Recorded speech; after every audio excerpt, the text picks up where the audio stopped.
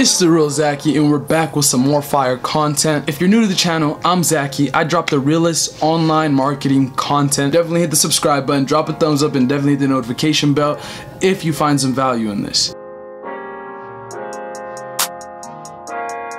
There's one thing that a lot of people have been going around is, why are people not buying and why are people buying what I'm selling? Why are people buying my influencer shoutouts? Why aren't people buying my influencer shoutouts? There's a lot of things that play a role, but it all comes down to the psychology of the buyer and the consumer. The psychology behind influencer shoutouts. As regards to Facebook ads are more of an interruptive marketing scheme where people are scrolling, they don't really know you, you can target them, boom, they see your stuff, and if they have that snatch effect, and that's the front end of the business, right? There's multiple ends and different funnels and different processes of a business. That's the front end of the business. A lot of people can't even rely on the front end no more because people have ad blockers on, right? It takes multiple times of reach and contact and them seeing your ad before they actually react to your ad and communicate with your ad and convert. That's where retargeting comes into play. Marketing tactics come into play. And this is all because of psychology, why people buy. If they need the product, they'll buy it. If they don't need the product, they still could buy it. If they need the product, sometimes they won't buy it because they have no reliability in you. There's a big difference between Instagram influencer ads and Facebook ads, right? Facebook ads are more of an interruptive marketing, so you want it to be a fraction of a second, right? You want them to be like, oh, I like that, let's get it. Do you want them to be scrolling? Ooh, let's get it. It's like a psychological rubs in their mind that they have to have your ad and whatever you're selling, right? That's more Facebook marketing, and that's the tactic that you want to use. But the psychology behind Instagram influencer ads is they have a trusted source. The only reason they're being advertised what you have to sell is because it's from a trusted source, right? That person obviously checked out, they follow that person, they follow this page, they follow that big brand. But as every market gets, it slowly gets saturated, right? So ad blockers are slowly coming on. So why would people buy your ads and compare to other people's ads when they're seeing all these type of ads, especially with these meme pages, all these big influencer pages, all these big pages that they follow? When they see your ad, there's a lot of things that come into play. First of all, if the price point is the perfect price point, they'll most likely buy. Okay, free plus shipping, for example.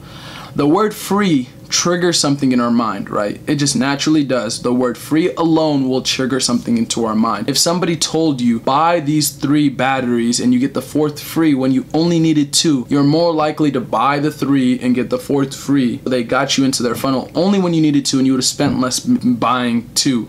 But automatically, what do we assume? That it's an amazing deal because we're getting something for free, because we're taught from the beginning that nothing's free. So when something is free, we should jump on it and just go exclusively for that. Instagram influencer ads, I remember running way back, free plus shipping ads. This is free, just play shipping.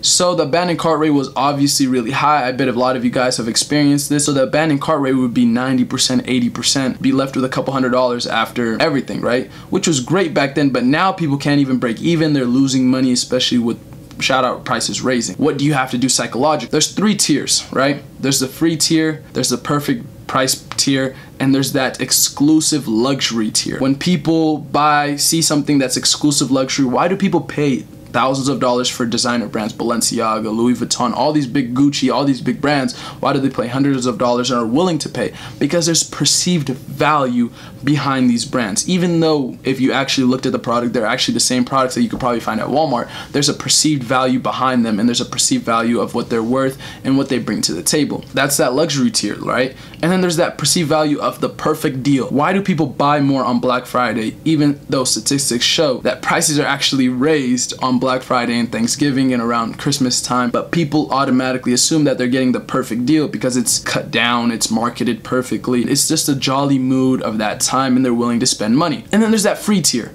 where people will pay anything just to get something free. They'll actually pay more than the initial product costs, knowing subconsciously that the initial product costs more than what they're buying, but they're gonna get that free thing. It automatically triggers, I need that free thing. Whatever it costs, I'll get that free thing, right? So that's something to keep in mind. So that's the psychological background, right? A lot of things that I've told you guys is I repeat like the same things practically a lot of times and if you guys are new to the channel, make sure to hit the subscribe button. No shame. Hit the subscribe button, drop a thumbs up, and definitely hit the notification bell. The influencer ads and your influencer, the psychology behind it is you need to build rapport sometimes, right? So let's say your influencer shout out didn't work the first time. Maybe your product wasn't the best, but they got exposed to your brand. Maybe they didn't communicate with that product alone, but if you're building a brand, they'll communicate with another product that you hold, especially if you're building a branded store where you're white labeling a bunch of products, which a lot of people aren't at that stage yet, but that's definitely the move I would recommend going towards, especially if you want to get those big bucks. So that was my 1 or 2 cents on the psychology behind why people will buy and why people won't buy, and the psychology behind influencer ads and Facebook ads and the marketing tactics in general. This is the last thing I just want to leave you guys with is, if you wouldn't buy it, why would anybody else buy it? This is actually something I've heard from a lot of influencers. If you guys have heard like Team Jet and all of them, but he actually just put it into words, and that's something that I really like just realized, and I was like, yeah, I've always thought about that, but I never could bring it into words. It's, if you wouldn't buy it, why would anybody else buy it, right? That's something I always kept in mind. I always try to put myself in the consumer's shoes, and I want to put you guys to put your guys' self in the consumer's shoes. We don't mean like when I say why would anybody else buy it, like if you wouldn't buy it, why would anybody else buy it? I don't mean the product in itself, because there's a lot of products out there that I sell and advertise that I would not buy in a million years, but there's definitely a market for it. But I'm talking about advertising in the scheme of the ads and how that all take place, right? So that's definitely something you guys need to keep in mind. It's the real Zaki, and we're back with some more fire content. Let's go.